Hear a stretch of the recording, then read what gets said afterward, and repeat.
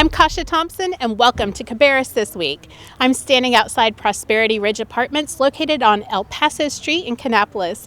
The 60-unit complex is the first of its kind locally, and it addresses a critical shortage of affordable housing in Cabarrus County. It's designed to help meet the needs of seniors on a restricted income.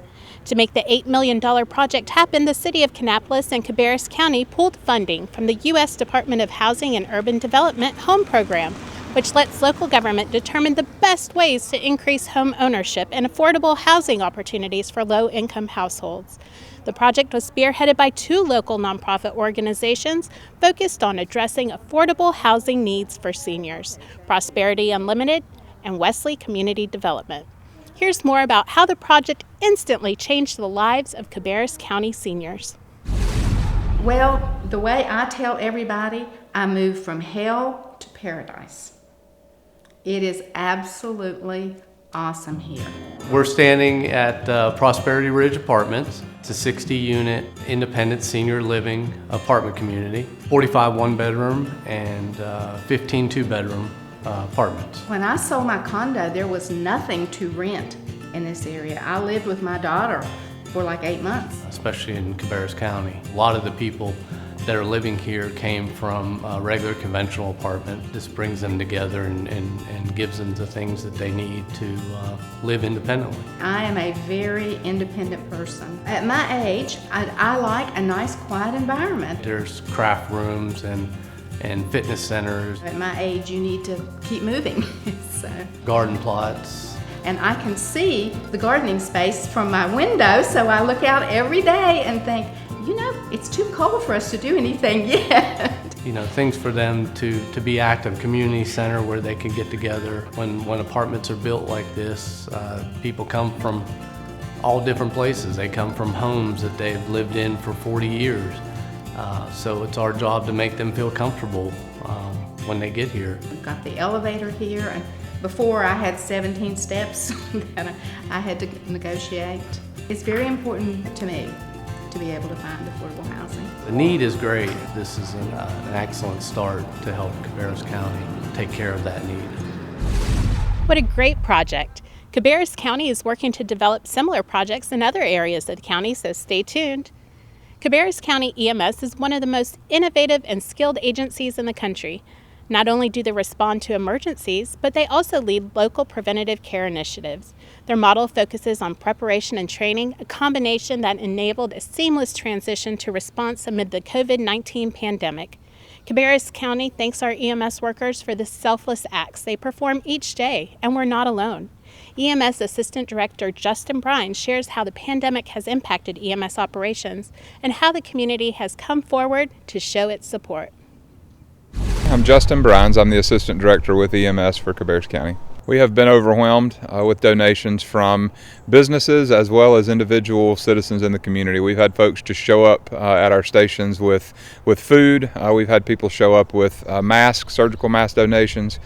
We've had people show up with face shields, and it has honestly just been one right after the other. So we have been truly blessed by the outpouring of support from the community.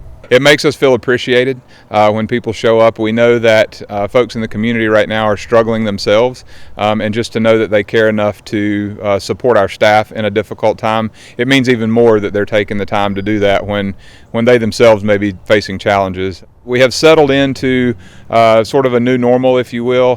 We're still wearing personal protective equipment on every call, regardless of whether we suspect COVID or not, because we're making sure that we protect our staff as well as protecting the patients that we pick up. I can't give enough gratitude to our staff.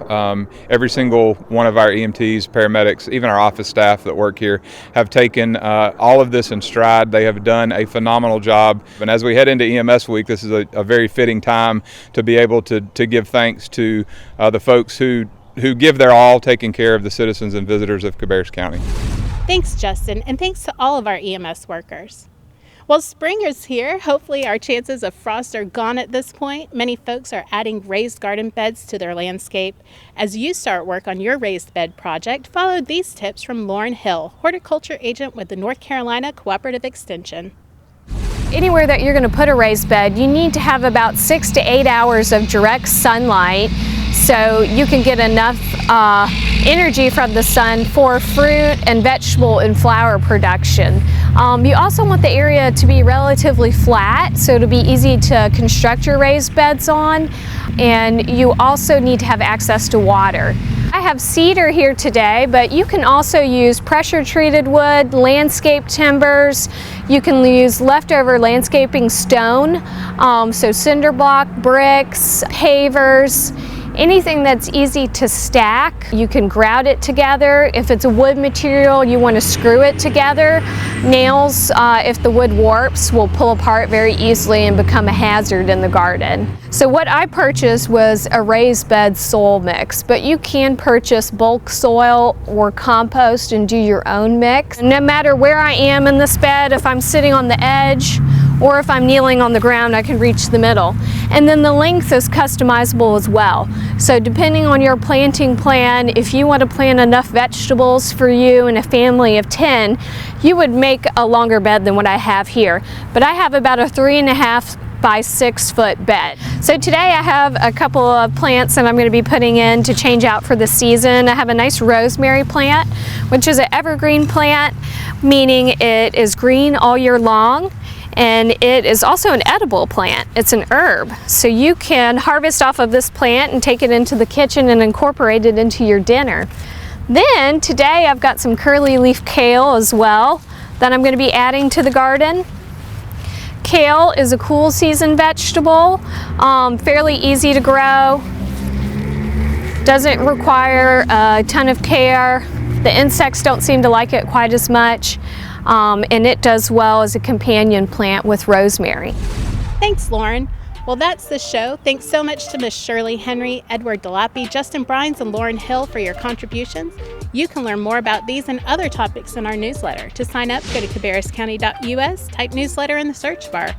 Also, follow us on Facebook, Twitter, and Instagram at Cabarrus County. Catch all our other programs, including Pam's Kitchen, Historical Moments, and more, streaming live at cabarruscounty.us/CabcoTV, or download the ScreenWeave app for Roku and Apple TV. Until next time, remember your 3 W's. Wear a face covering when you go out or are around others and social distancing is not possible. Wait at least 6 feet apart when standing in line. Wash your hands frequently and for at least 20 seconds with soap and water. Take care.